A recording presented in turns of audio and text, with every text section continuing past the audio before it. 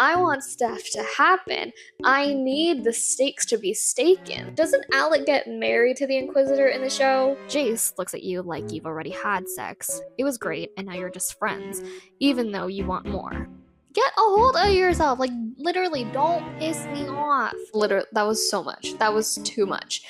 He can jump really high, he can, I guess that's really it. Not me using their ship name already. My gosh. Hey friends, so it is currently 11:15 at night, and I decided to start the second book of the Mortal Instrument series, City of Ashes. This is how you can tell I'm a mood reader, because this is what I'm literally in the mood to read. I wanted to continue on with this series for the longest time. I just didn't know when, and for some reason I decided to choose this weekend. So I'm planning on reading the next two books in the series and then starting the Infernal Devices trilogy, because that's what I heard you should do. I don't know, there's a lot of reading orders for the Mortal Instrument series just because there are so many different series that are interconnected or in the same Mortal Instruments universe, and everyone kind of has their own different reading order. Luckily, I haven't had too many spoilers for the Infernal Devices series. Mortal Instruments, sort of not, because I watched the show and all of that. But yeah, I'm currently going to start on the second book of the series, and ask me if I remember anything from the first book. No, I don't. I read the first book back in January and I did a whole vlog about it, so if you want to watch it, I'll link it in the description below for you to watch. We are going to get started on book number 2, and then I'm going to see how far I get and see if we make it to book 3 this weekend. We'll see where this book vlog takes us. Also, for this vlog, there are going to be spoilers. If you don't want any spoilers or anything about what I'm reading, go watch the first vlog where I read the first book, because there's nothing in there I don't think that counts as a spoiler. But for this, these books have been around since like 2005 or something like that, or 6, I don't know. These books have been around for a while, and there's no point in me holding back spoilers, because there's been one movie about this series that has been made and a TV show. So take that as you will.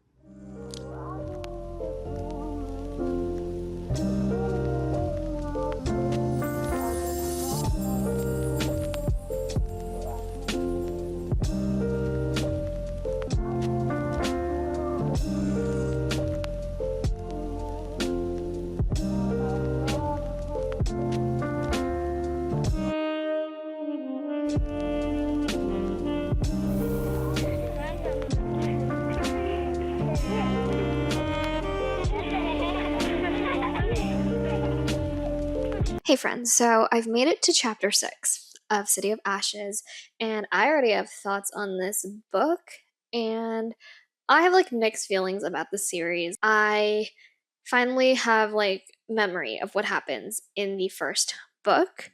And so, yeah, the second book takes place after the events of the first book, obviously. And, now we know Valentine's alive, Jocelyn is in the hospital, Clary and Jace are so-called siblings or whatever, or they think they're siblings. Clary has now started dating Simon, which, to me, just doesn't make sense. For this book, I truly do not care about the romance. I actually don't really care. I like the action and I like the world building of you know, the shadow hunters and the politics and all that surrounding it, and the type of stakes that are there in this world and all of that. But the actual romance, I feel like, is the worst thing about this book. It truly was not needed. And also knowing that this book series is technically a fan fiction that was written by Cassandra Clare, it gives fan fiction the writing. There's some quotes in this book that I'm just like, this was written in a specific time and place that, it just transports me back to that time and place. And it's not my favorite. It is kind of cringy reading it in the year of 2025, but we are pushing through and we are getting through it. But yeah, it's like I truly do not care about the romance between Clary and Simon. I don't care about the stuff happening, the romance, I guess, or whatever, the tension that Clary and Jace have. Honestly, I need more Isabel. That's what I need. I need more Isabel and Alec in this book because I feel like it's just kind of weird. And I also forgot that with this book as well, the chapters are much longer. And there are like, we jump in between like what different characters are doing. And the way like my EPUB is formatted or like the digital book is formatted, sometimes it is very jarring. I was reading chapter 5, and in chapter 5, Jace is in the city, is he in the city of bones or he's in the prison or whatever. Is he in the City of Bones? Whatever it's called. He's in the prison, and, you know, one of the silent brothers ends up unalived right in front of Jace. Stakes are high, the tension is high, we don't know what's happening, it's very suspenseful. And then all of a sudden, it jumps to a paragraph of Simon kissing Clary, and it was just such a jarring thing to read because I was on the edge of my seat. I was like, what's gonna happen to Jace? Like what's gonna happen? And then all of a sudden we jump to those two. I find Jace kind of insufferable in this book.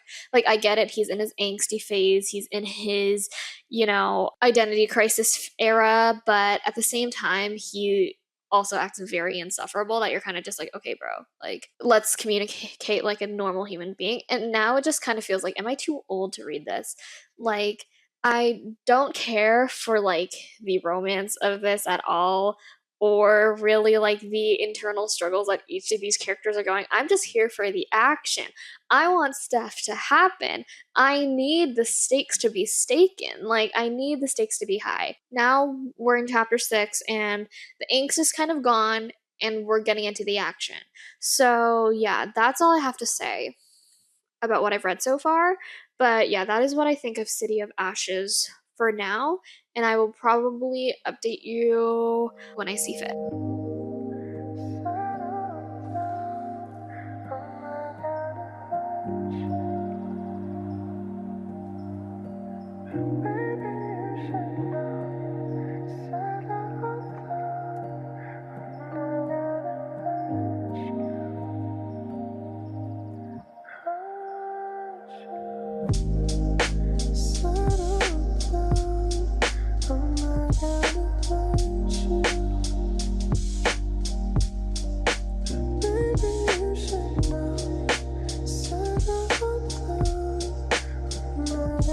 I just finished reading the chapter where they go and visit the Seelie Court and meet with the Seelie Queen.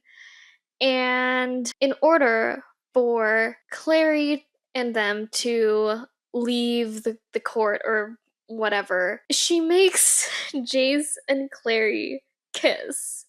And even though I've like seen the show and all that, and I know that they aren't brother and sister, they're not blood related at all. In this point of the book series, you don't know that. And I'm sorry, but like those of you who have read this series like while it was being published and all that, that must have been a crazy time.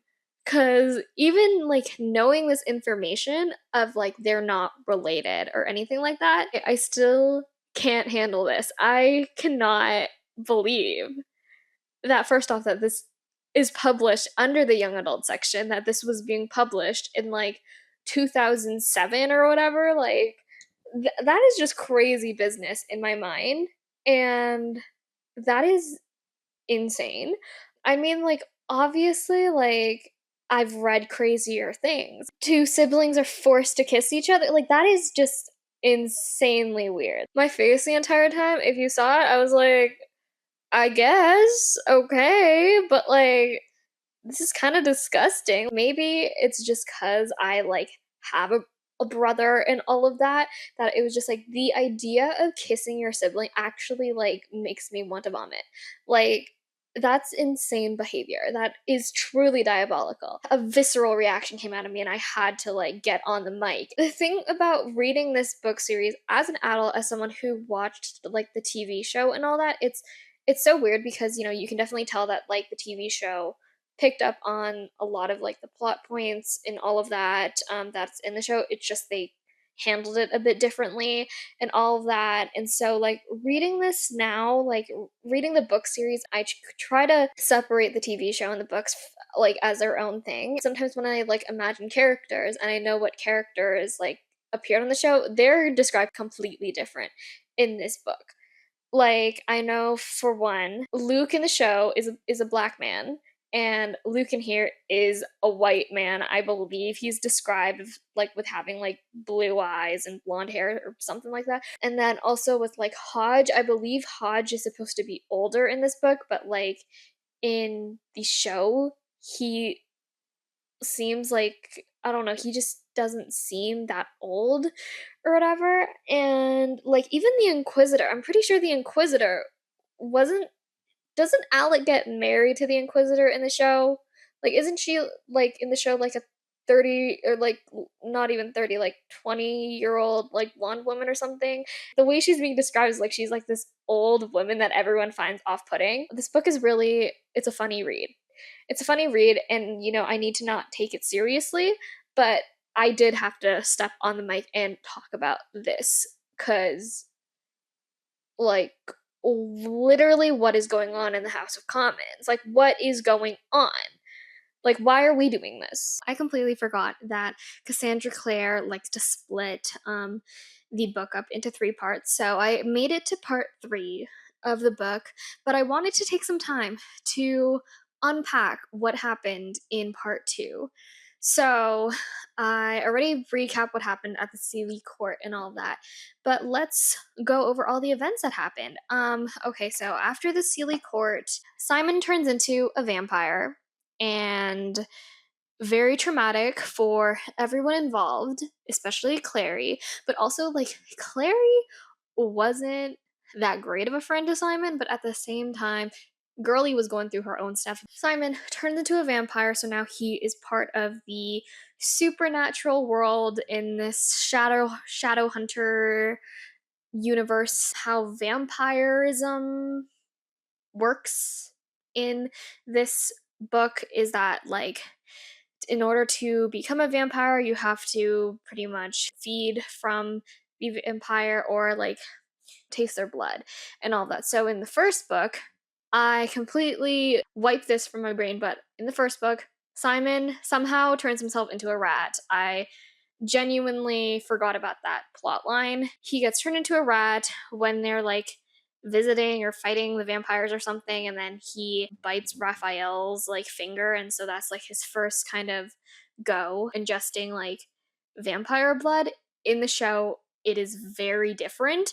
And so I was like thinking what happened in the show happened in the book, but that was not the case at all. Anyways, so throughout this book, Simon has been showing signs of like, you know, of him not being himself, of him losing weight, him pretty much suffering from like the withdrawals of like not having vampire blood. He ends up dying, and in order to revive him, they have to bury him. So they literally like bury him. He climbs out of the dirt and then he becomes a vampire. That's kind of how it works. Anyways, fast forward, we now are with like Luke. Simon's a vampire. They're trying to deal with that. Clary and Simon end up visiting Luke. Maya's attacked by this demon, and then Luke becomes attacked by this demon, and there's all this fighting. There's a bunch of angst happening while that's going on. And then it gets to a point where Jace, Clary fight, blah, blah, blah, blah. Anyways, Jace goes off to go and find Clary, and pretty much he runs into this demon that disguises itself as Clary or whatever, or it disguises itself as like, I think like his biggest fear or something, and his biggest fear is like Clary dying. And so it disguises itself as Clary dying, and then that provides a distraction of like Jace getting knocked out and all that, and then Jace wakes up and he ends up on Valentine's boat. I remember the boat scene in the Shadowhunters TV show. And I truly thought that like that whole scene was written by like ABC, like executives and all that. Like, you know, what, like, I thought the executives were just like, you know what, this show really needs a boat scene. I did not expect it to be a part of the plot in this book, but little did I know. So, yeah, now Jace is on Valentine's boat, and Valentine is giving him his evil villain spiel. Jace is kind of like, this dude is kind of crazy, but I guess I'm gonna hear him out and all of that. Also, like, Valentine has like the sword, whatever it's called, and he's using that to control demons. I think he also has a cup. Valentine is literally just collecting like all of these artifacts and all that, aka the mortal instruments, and he's just collecting them like Pokemon cards. Like, he's collecting them like Infinity Stones. He's on his big bad villain mission. And what are these teenagers doing? They're just thirsting over each other. It's gotten to the point in the book where I was able to get through a lot of the cringe, but now when I read the cringe, I get like a true, like, visceral reaction to it. So I did save a quote. This is what Cassandra Clare has written. Clary, Jay said in a low voice, and the sound of her name in his mouth was so intimate that a shudder ran up her spine. The gold in his eyes had turned hard, metallic. She wondered for a moment if he might actually spring at her, what it would be like if he struck her, knocked her down, grabbed her wrists even. Fighting to him was like sex to other people. The thought of him touching her like that brought the blood to her cheeks in a hot flood. Like, Clary, are we being for real right now? At this point in the book, Jace is still your brother. Girl, that is your brother. Don't piss me off. Oh my gosh. Like, reading that whole paragraph, literally, I had to take a break. I had to look away. I had to walk somewhere else. It's just like, girl, get a hold of yourself. Get a hold of yourself. Like, literally, don't piss me off. That's what's happened in the book so far. Now I'm on to part 3, and this book is actually really easy to get through fast. I've just been periodically picking it up through the day while I do like different like chores and all of that. So I should be able to finish the book by tonight. But yeah, those are the thoughts I'm having so far. For the most part, like, I'm still enjoying it. Like, it's an entertaining book series, but at the same time, there are elements of it that I'm just like, I feel like I'm just too old to be reading this now, or it's just not working in the year of 2025. I will update you when I update you next.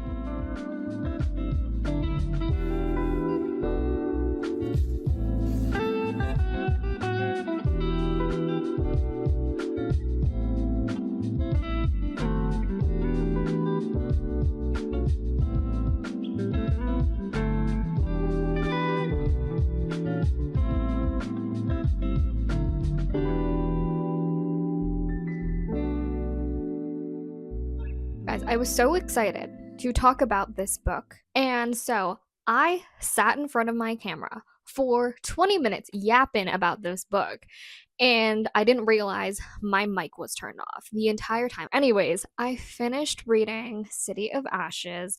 And so let's talk about it. Let's yap about it where I can finally be heard for once. Overall, I understand why this book series was so popular at the time and why it gained like such a massive following and all that. It's entertaining, there's action, there's romance, there's just a lot of elements that, you know, kind of make up this really interesting fantasy world. But at the same time, like, there were moments in this book, reading this book series, where I'm just like, Cassandra, like, is this really the hill you are fighting for? I feel like for most of this video, you already see like my main issue with this book is obviously the incest plot. Like, that was a battle that Cassandra Clare chose to fight for. That is not my favorite plot. If that is yours, as do as you will.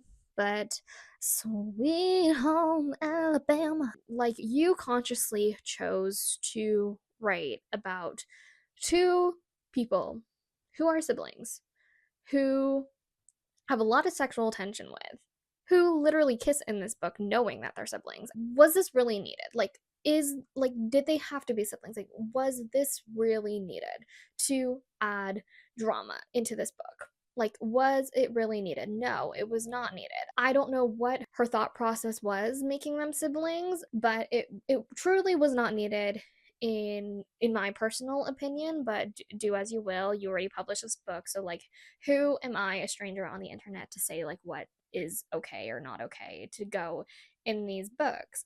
But at the same time, I'm like, this is the hill you are willing to die for. Okay. And the thing is, like, in her writing as well, like, she really wants you to know that, like, these two characters, like Clace and Jerry, Jace and Clary, oh my gosh, Clace, I was like, not me giving them a ship, not me using their ship name already. My gosh. It's like having Jace and Clary, be siblings is really a choice. But like, Cassandra Clare is also like very intentional in her writing as to like give them this kind of star-crossed lovers type of trope, in that like they're two siblings, like they're siblings, they can't be together, but they still like have this tension with each other that like, even though they're siblings, they should be together romantically. Like there's so many things that she writes that like implies this, or like sometimes like explicitly says like they should be together even though they know they can't be together. And like these quotes, literally, like, literally visceral reaction. Most of the time I tried to just like skip over those quotes and like pretend I didn't see them, but like this one literally like made me gag. Like I don't know if I can read this like without like wanting to vomit. But this is when Maya and Clary talk, and Maya says to Clary, "Oh, Jace reminds me of an old boyfriend. Some guys look at you like they want sex. Jace looks at you like you've already had sex. It was great, and now you're just friends, even though you want more. Drives girls crazy. You know what I mean?" Like, what? Like, was that quote necessary? I really don't want to talk about this plot more than I have to, but like that is just like one of the main focuses in the City of Ashes, is just like the weird romantic tension that both Clary and Jace have. That was just a battle Cassandra Clare was willing to fight for. I don't understand, really, is that like, why was this romance being pushed so hard when Simon and Jace literally had more romantic tension? Technically, Simon and Clary are dating. Like, they have kind of established that, like, they're boyfriend, girlfriend, and all of that. It's more so Simon establishes it because Clary's like, Clary girly doesn't do labels. Simon and Clary are kind of dating. You can totally tell it's a bit more one sided, of like, Simon, really wanting to be Clary's boyfriend, and Clary, kind of looking at him like, it's like, I like the attention, but she also, you can tell she only likes Simon in like a platonic way. Like, let's be for real here. Who here is actually shipping Simon and Clary? Not me. No, like, never me. I don't ship Simon and Clary. I don't ship Jace and Clary. I was really surprised by the romantic tension that Simon and Jace had. And honestly, I could see it. Like, you could persuade me to like those two, to be quite honest. There's at least stuff that truly, like, I can see. Like, I can see the vision. There's one scene where Jace, he finds Simon. Simon is practically dying. And so Jace is like, okay, you know what? Bro, just like, bro. He's like, okay, Simon, drink my blood. And the way that scene is written, I like had to step back a bit and be like, whoa. I'm just like, you know what? Like, Simon and Jace truly have a great enemies to lovers romantic setup, like, going for them. Like, they truly, they could have been set up like that. But, God forbid we have two queer romances in this book series. In this book, you can tell that, Magnus and Alec, they have something going on. Again, it's not expanded upon a lot in this book. You can already, like, tell, like, something's gonna happen between them. Yeah. And so now let's just move on to, like, characters, I guess. So one of the new characters that were introduced in this series is Maya. So Maya, I remember Maya in the show. And so in the show, I believe she's portrayed by Alicia Wainwright, if I'm correct. She's this like early 20s, I would say like early to mid 20s like character. Like the actress that portrayed her like is much older. And so when I was like reading like the scenes from Maya and all that, like I was picturing the actor from the show. And then all of a sudden, I read that she's 15 years old. And I was like, "Oh." I was like I knew like she was supposed to be younger, but like I didn't expect her to be like 15. Like I was not expecting that at all. I thought she was like, maybe like 8, like 17, 18. No, she is 15. Anyways, so Maya, okay, I like Maya as a character, and I hope we see more of her. I know in the show, at least, I know she like dates Simon for a hot minute, or yeah, I think she dates Simon for a hot minute, and then like she's a part of a lot of like the wolf pack stuff and all of that. I'm pretty sure she's in the next book or so. Again, I don't know what happens to any of these characters other than what happens to them in the show. A lot of this book was me really just learning how characters are actually written versus how they're portrayed on the TV show. Like another example we have is like Valentine. For the longest time, I was picturing him as how he was written in the show. And then all of a sudden I started reading this book, and he's described as like this very like over 6 foot tall man who has like luscious like white hair or something. And I was like, oh, I was like, that's how he was, that's how he's supposed to look. No wonder like they think he's so scary, because I just kept picturing him as like the short guy, the short bald guy who played him in Shadowhunters. Like, and I don't want to like be mean to the actor and all that. It's just like that Valentine had a very different aura from this one. And so I was sort of just like, why are we so scared of Valentine? Like, and then I read how he's supposed to look. And I was like, oh, that makes a lot more sense. But like, yeah, I was just not expecting a Lucius Malfoy looking kind of man, which I should have been expecting a bit more considering this is Harry Potter fan fiction. Like Valentine doesn't truly scare me in that sense of like, I know he's not technically supposed to be like raw, like demon looking scary. Like he's supposed to be a fascist dictator who is very like charismatic and all of that. He's very good at persuading people to join his side. And really his whole like goal is that he wants power. He wants control of both humans and the downworlders and the demons, pretty much anything that has a living, like breathing, anything that really walks the earth, he wants control over. So, like, that's the whole thing with Valentine. But the thing about Valentine is he's a yapper. Like, his speeches go on for pages and pages, that it kind of gets to the point where it's like, okay, bro, I get it. Like literally anyone jump in, anyone going to attack him, let's get some action in here. It's just dude's a yapper. He loves a good speech. Yeah, it's like, just for a lot of the characters, I'm literally just trying to wrap my brain around how they're portrayed in the books versus the show. And then we obviously have more characters. We get the Lightwoods.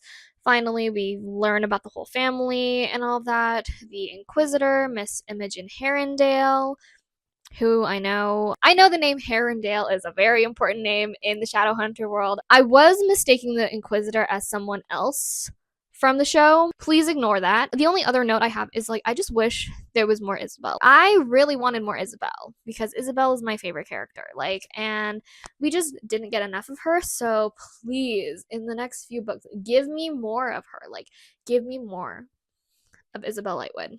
Like, that's all I ask. I rated this a 3.25 as a rating. Like, I thought it was fun. It was engaging, minus the trope I literally hate. I'm going to start City of Glass next, and I'll update you my thoughts on that in the next bit.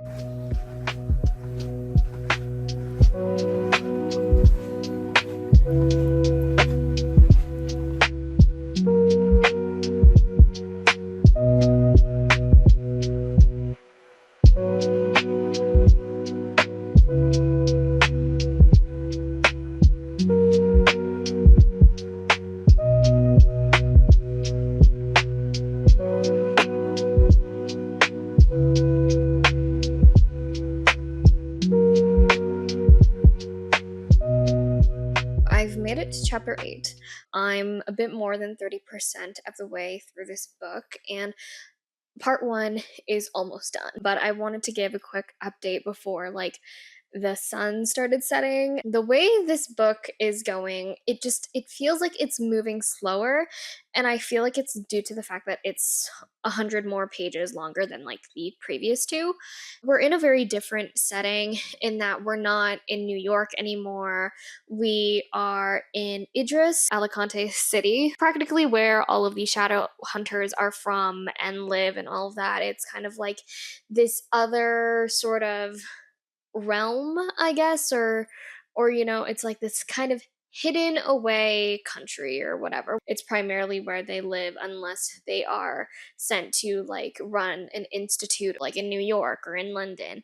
All of the characters are in Idris for some specific reason, mostly because they think Valentine is going to attack Idris. Meanwhile, Clary is trying to figure out a cure to wake up her mother because her mother is still snoozing away in that hospital bed. Her mom's like kind of like in this coma. Clary's mom put herself in this coma to make sure that, like Valentine couldn't get to her because she has all these secrets hidden away from Valentine. The characters get split up. The Lightwoods and Alec and Simon all end up in Idris together.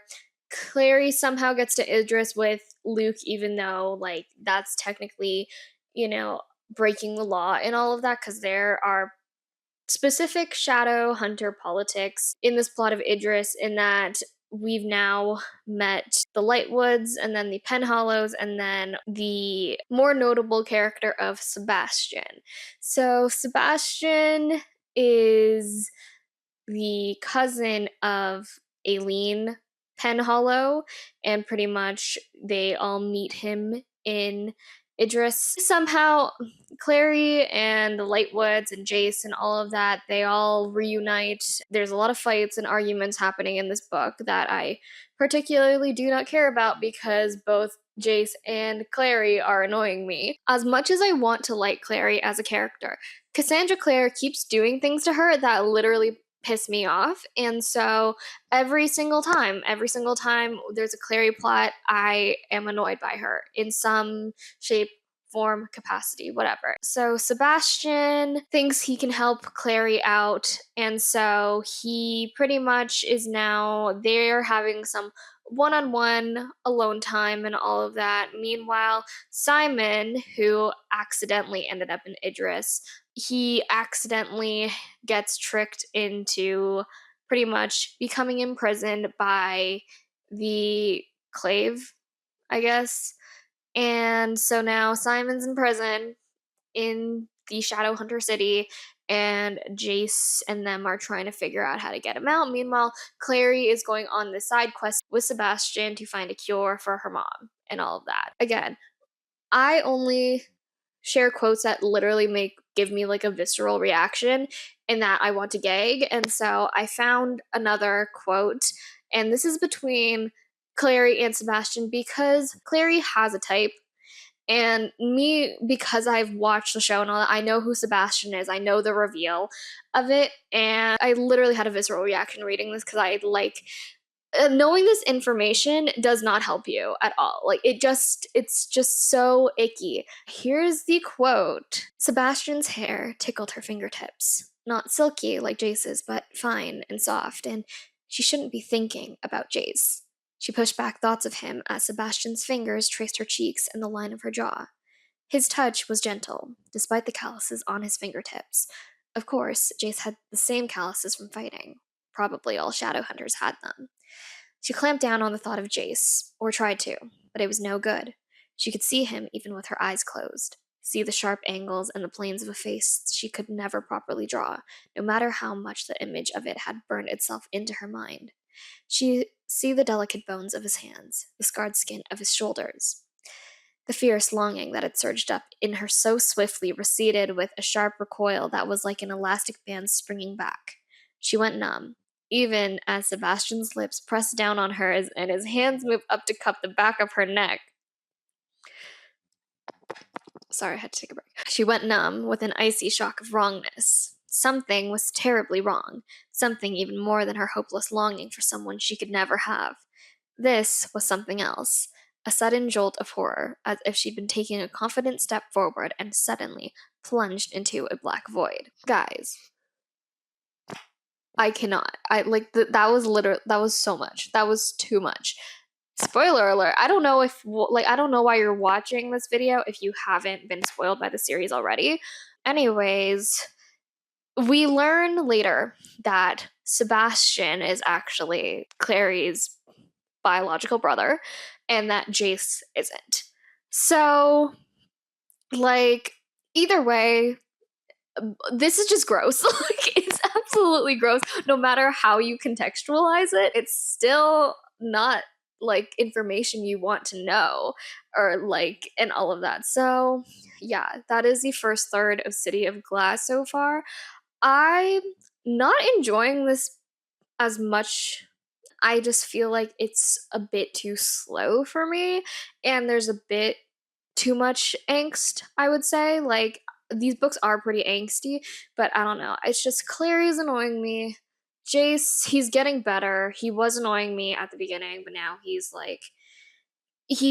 sobered up a bit. We need more Alec and we need more Isabel and we need more Magnus. Like, I don't know, Simon. Simon just gets himself into these situations like on accident. So like Simon plot I can normally take, but for the most part, I'm like, I need less Clary and Jason, more everyone else. But we meet Luke's sister, who ends up being a Herondale. That is the first third of City of Glass.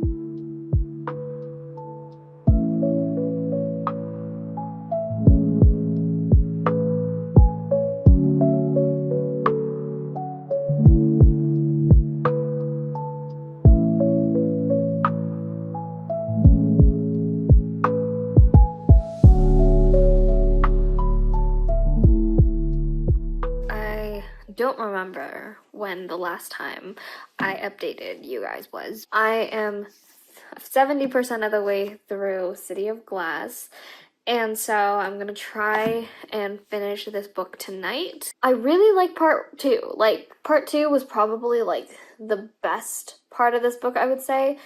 The first third was like really slow to me, and now we're back at it where it's like it's really slow again, and I'm trying to get through it as quick as I can. I'm hoping to finish this by tonight, but we never know with this kind of thing and all that. But yeah, that's the update I have for you guys so far, and I'll probably be back when I finish this book and share all of my thoughts with you. So it's actually been a few days since I finished City of Glass by Cassandra Clare, and I just literally haven't had time to sit down and just share my thoughts and my review of this book. And so I finally found time, so I'm gonna do it now. I think the last time I updated you was when I just finished part two of the book.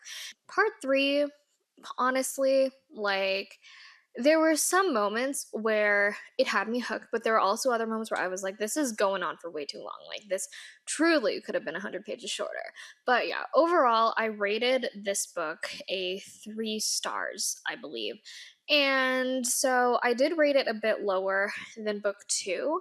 And I feel like with book two, I was just more hooked reading. Did I think the plot to book two was better? I don't know, actually. Book three, yeah, mainly takes place in the Shadowhunter world, realm, however we call it, and sort of that world building of, how Shadowhunters live and how their society kind of works and all that. And then obviously we have like this mystery, I guess, element of Clary trying to find a cure for her mom, and then we have sort of Jace and his element and him trying to figure out, what's happening with Valentine in part three.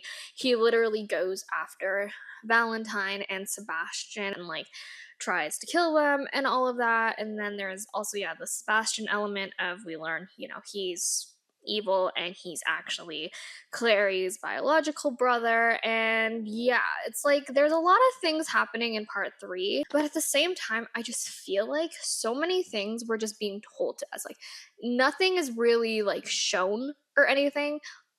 It's like we literally had a whole chapter of just of Clary's mom, who suddenly appears in Alicante. She just appears out of nowhere. And she's just like, Magnus brought me back, or Magnus woke me up from my coma and all that. And you, first off, you've never seen it, like, seen anything surrounding it, or told anything surrounding it. And it's like, you're just told that this happens. And for a book series that is told from the third point of view, from an omniscient point of view, you barely get like actual perspectives from other characters, or if you do, it's really only for a second, and then we're back into Clary's mind, and people are just telling Clary what happened to them. So like her mom, Jocelyn, just shows up and is just like, Magnus woke me up, blah blah blah blah blah. Here's the real deal. Jonathan is your brother, but it's not the Jonathan you think it is. It's not Jace, it's actually Sebastian. Sebastian's your real brother, and he has demon blood. Meanwhile, you and Jace are also experiments, but you guys have angel blood. That's why you guys have all of these, powers that most shadow hunters don't have. So Clary has the ability to visualize like runes, and then be able to like draw these like runes that aren't in the like rune book that shadow hunters all sort of have and know. Like she can just visualize these new runes, but they only like come to her when she's like in most like dire need of them. Meanwhile, like Jace has like more like physically, I guess, enhanced ability. So like he can jump really high. He can like, I guess that's really it. He can jump really high. He can run really fast. I guess I don't know. I don't know the whole thing about like Jace's abilities. Meanwhile, like Sebastian is just like he's a demon. Like he has demon blood. He's just evil. Like that's Sebastian's whole thing. Like he's evil, but he also has like that like Valentine like ability to persuade people into like liking him, and to be really charming and charismatic, so like people trust him and all of that. And so yeah, there's a whole battle that happens between them, I guess. And then it's also like Valentine is trying to find it's the mortal cup, then he has the mortal soul, and then like the mirror. He's trying to find the mirror, which happens to be the lake. I feel like a lot of this book, it was like the plot was very familiar because I watched the show, but there were also a lot of differences. And so it was me trying to distinguish sort of like, okay, I know what's going to happen, but how are we going to get there? Like that's a completely different thing. I like that we weren't in New York anymore, but at the same time, it was sort of just like a lot was happening. And again, I'm just confused with Cassandra Clare as to where she like decided to spend her time in this book, because honestly, personally for me, Clary and Jace, not my favorite people, and like that's besides like the incest plot. Honestly, I don't think they're even good for each other either. So yeah, it's like they're not my favorite characters. I really wish we had more Alec and more Magnus and more Isabel. Like I feel like they had like those characters would have had such good plots if we had time to actually spend time with those characters and really like flesh them out as human beings, not as just like, you know, things to further the plot, right? I'm currently editing this video right now, and I didn't realize that I just never even talked about like one of the main plot points that happens in this book, and it's that Isabel and Alex's younger brother Max dies in the hands of Sebastian and all of that. And just to like elaborate more on the point of like we didn't have enough time to flesh out like these characters and all of that. I've read 3 books in the series already. It's like, I don't know, it's like, yeah. One of the main plot points in City of Glass is that Max ends up dying. And it's really, again, traumatic, and it's sad. And, a lot of the characters are blaming themselves for his death and all that. But the thing is, like, reading it, I didn't feel like that impacted. And like for a character that young to, be killed off in a really kind of high stakes fantasy book, you would think that there would be a more emotional impact and this more emotional backing to it. But reading it, I truly felt nothing. And maybe that is a reflection on me as a person, but I just feel like it wasn't well done because we were going like through 1,000 other struggles per minute in this book as well. I don't know. Like, it's just, I feel like with this book, we focus on so many of the wrong things. Like, why are we introducing a second incest plot with Sebastian and Clary when we could have used this space to focus on, a true relationship between characters like Magnus and Alex, or, a whole like sibling relationship between the Lightwoods, like Alec, Isabel, and Max. Like, I just truly don't understand. Like, that's one of like the main bones I have to pick with this like series. Now that I'm like editing this video and I know what I've said, it's just like I just don't understand why we are focusing on all of these plots that simply, first off, do not make any sense, do not give us anything. Pretty much just Clary and Jace just like either fighting with each other or making out with each other. Like, what is this book series? Sorry, I just had to elaborate on more of my thoughts because I feel like I just haven't talked about like a lot of the main plot points that happen in City of Glass. But yeah, it's just, I feel like we spent so much time on plot points that simply did not really do anything for me. Also, Valentine dies in this one. Sorry, I also missed another main plot point in that Jace dies, and then Claire revives him, I believe, and then Valentine dies as well. But and I think it's in the hands of Sebastian for that one. Those are main plot points that are very important, but again, these plot points got overshadowed by the largest elephant in the room. And yeah, back to past me to end this video. That's just my thought on City of Glass. I don't want to like drag this out even more, but I will still be continuing on with the series. Like, is this my favorite series? Absolutely not. But I hear that the Infernal Devices series is really good. And so I'm holding it to like you guys to your word for that. So that is probably the next series I'm going to read. I'm going to take a break from the Mortal Instruments for now though, because I just feel like these two books were a lot to process and handle all at once. And I need to read some other things as a bit of a palette cleanser. These are just my thoughts on the Mortal Instruments series. Like, obviously, I understand why the series was so popular at the time and like why it has such a big fan base, but like at the same time, like, if you disagree with my opinions, good for you. Like, I'm just a stranger on the internet. I don't control what you read and what you like. These are just my personal opinions. And yeah, thank you so much for watching this video. I hope it was entertaining, or if you have like the same thoughts that I do about this book series, like, please let me know in the comments. Like, let's all talk about this together. And yeah, thank you so much for watching this video, and I'll see you in my next one. Bye.